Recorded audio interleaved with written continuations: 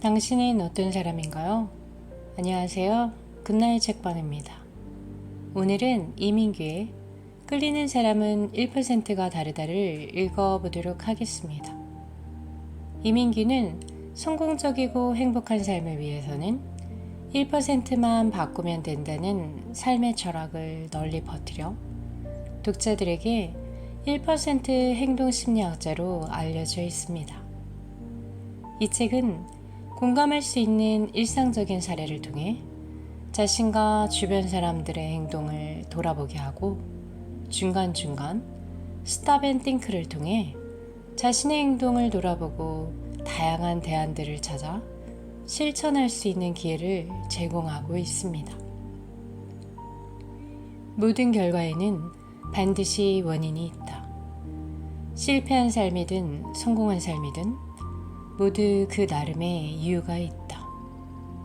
삶이 만족스럽지 않다면 제일 먼저 사람들과의 관계를 돌아봐야 한다.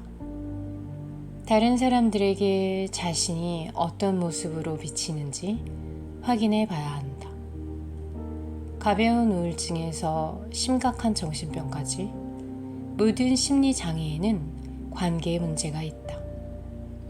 크고 작은 비즈니스 문제 역시 거의 언제나 그 중심에는 관계의 문제가 있다. 우리 삶의 모든 일 뒤에는 다른 사람들과의 관계가 씨줄과 날줄처럼 얽혀 있다. 따라서 문제를 해결하고 현재 상태를 원하는 상태로 바꾸려면 반드시 다른 사람과의 관계를 먼저 개선해야 한다. 다른 사람들과의 관계가 껄끄럽다면 그 자리에 누가 있었는지를 생각해야 한다.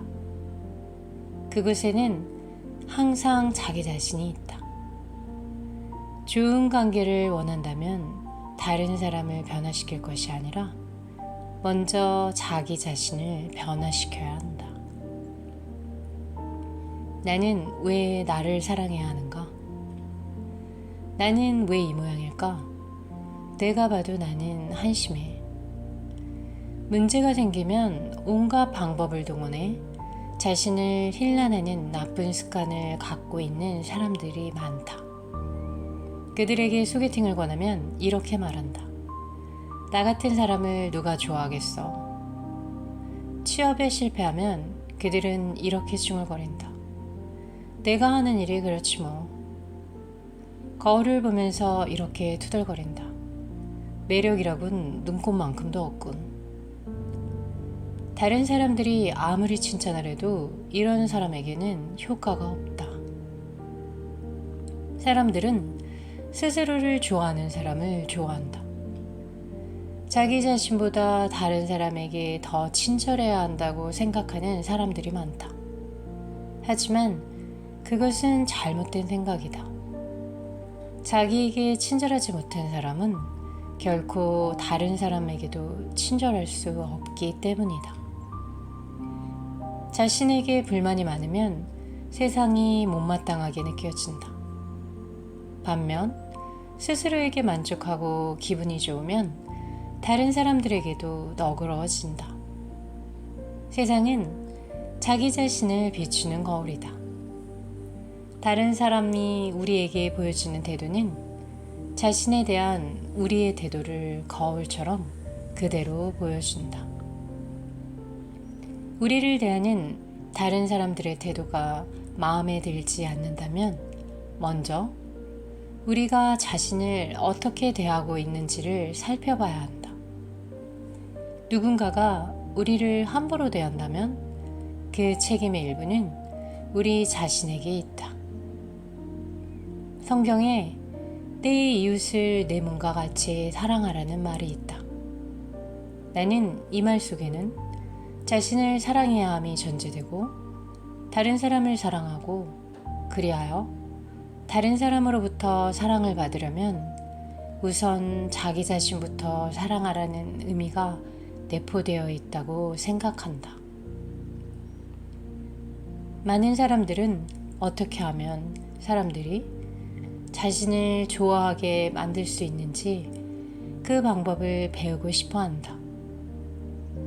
하지만 사람들에게 사랑받고 싶다면 자기 자신을 사랑하는 법을 먼저 배워야 한다.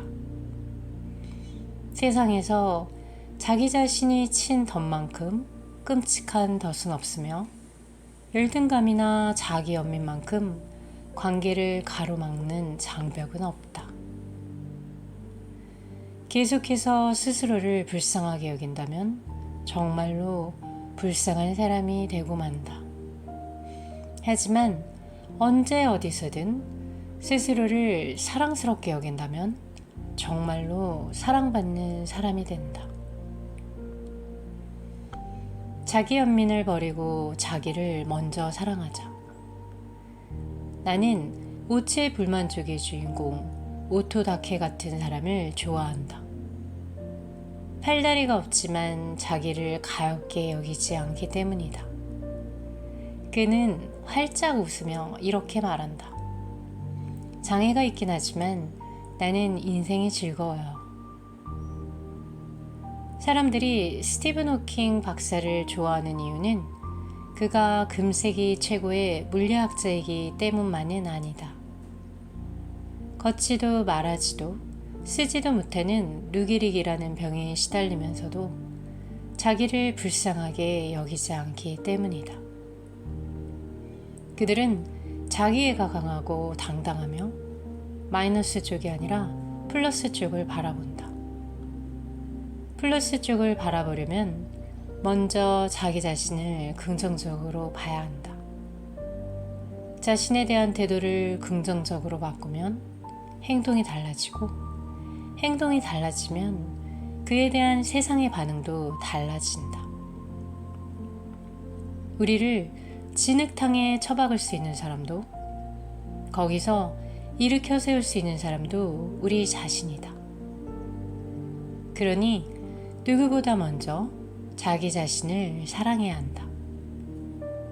그것이 좋은 관계의 지름길이며 성공과 행복의 비결이다. 열등감과 자기 연민에 빠져있는 사람들은 찡그린 표정에 항상 심각하고 잘 웃지도 않는다. 행동이 느리며 한숨을 자주 쉬고 목소리가 침울하다. 신세를 한탄하며 이렇게 중얼거린다.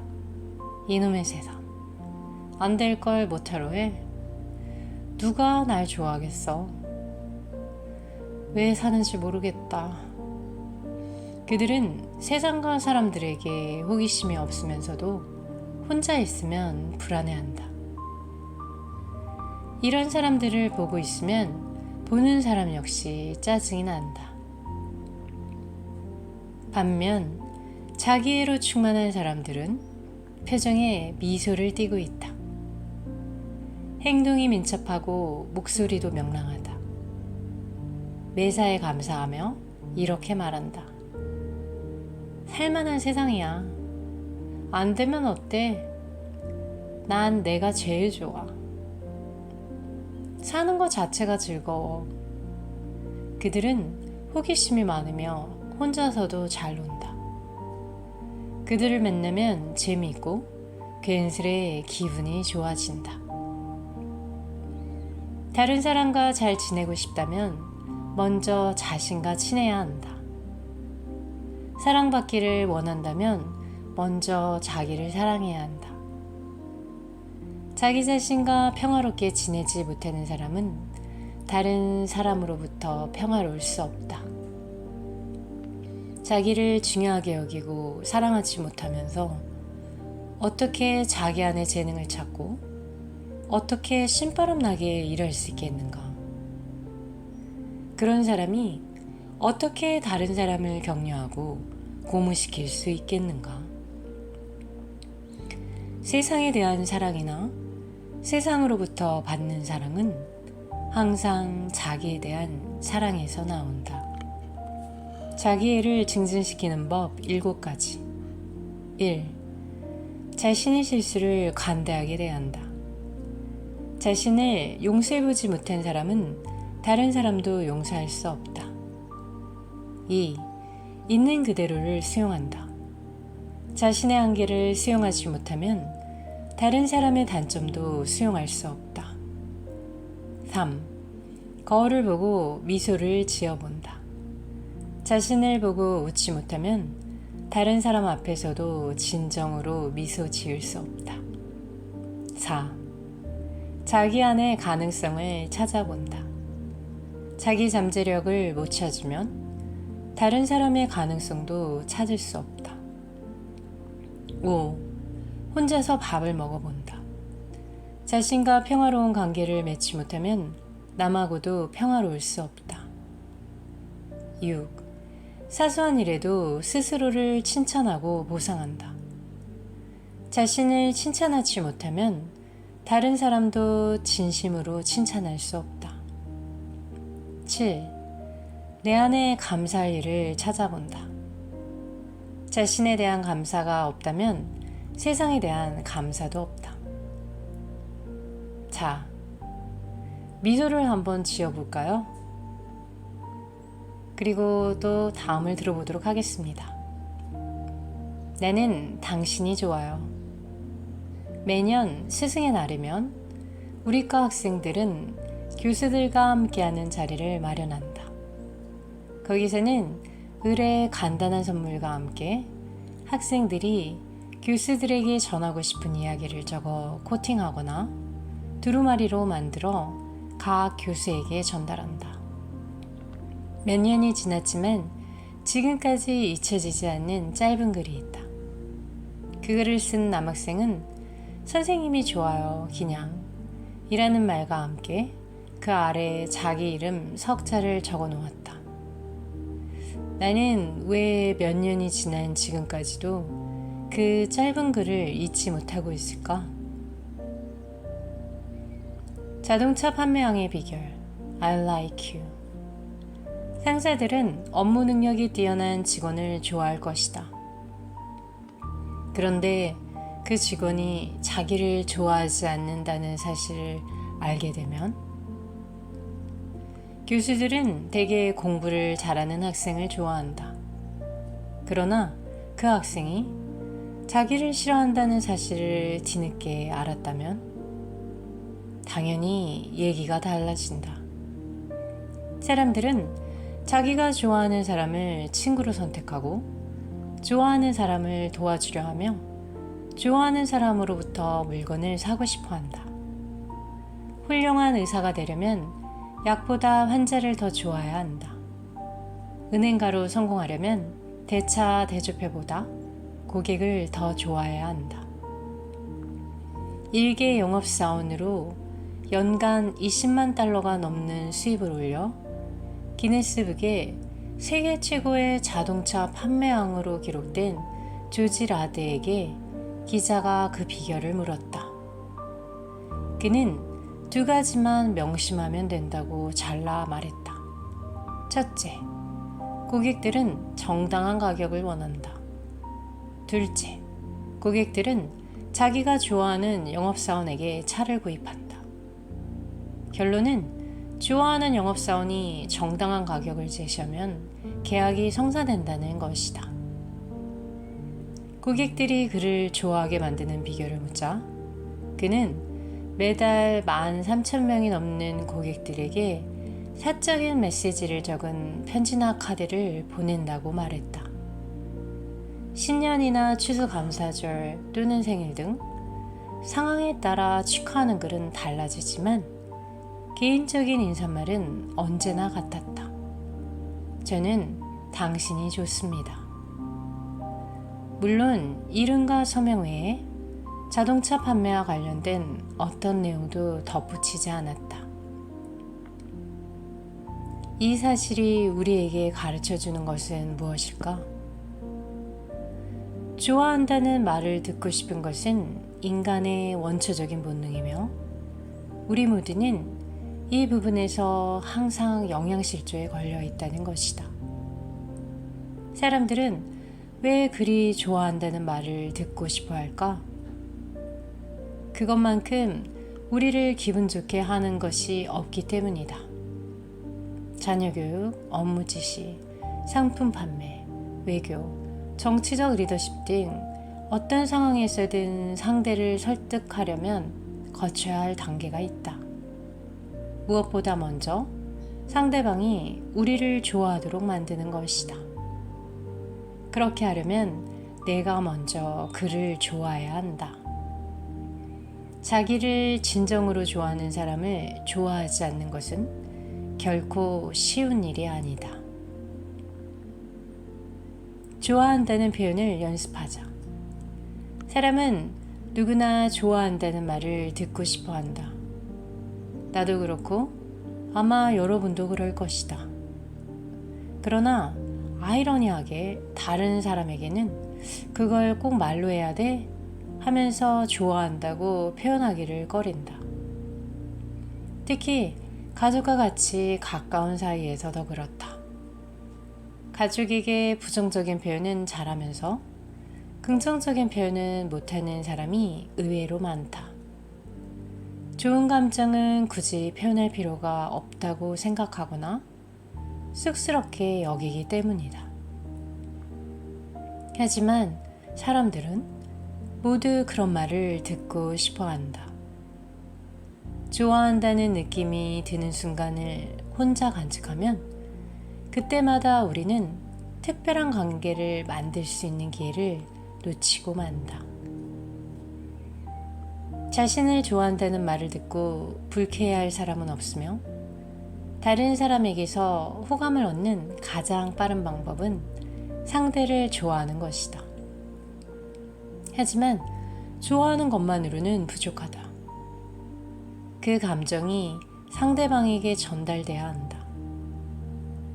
좋아하는 감정을 제대로 전달하려면 연습을 해야 한다. 그 첫 단계는 좋아하는 마음을 표현하는 방법과 어휘를 늘리는 것이며 그 다음 단계는 표현을 시도하는 것이다. 좋아하는 마음을 전달하고 싶은 사람을 한 명 떠올려 보자. 그 사람뿐 아니라 그와 관련된 사람이나 일에 대해서 좋게 느껴지는 점들을 찾아보자. 근사해요. 멋있어. 좋은 생각이야. 그 옷이 잘 어울려. 당신이 하고 있는 일이 자랑스러워. 네 친구들은 예의가 바르구나. 좋아하는 마음을 전달할 수 있는 단어나 문장들을 모조리 찾아보자. 그리고 그것을 목록으로 작성하자.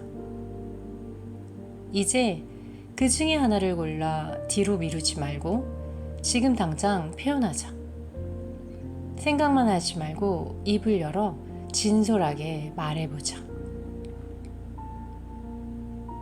여기까지입니다. 자, 우선 가장 가까운 내 가족에게 감정을 표현해 볼까요?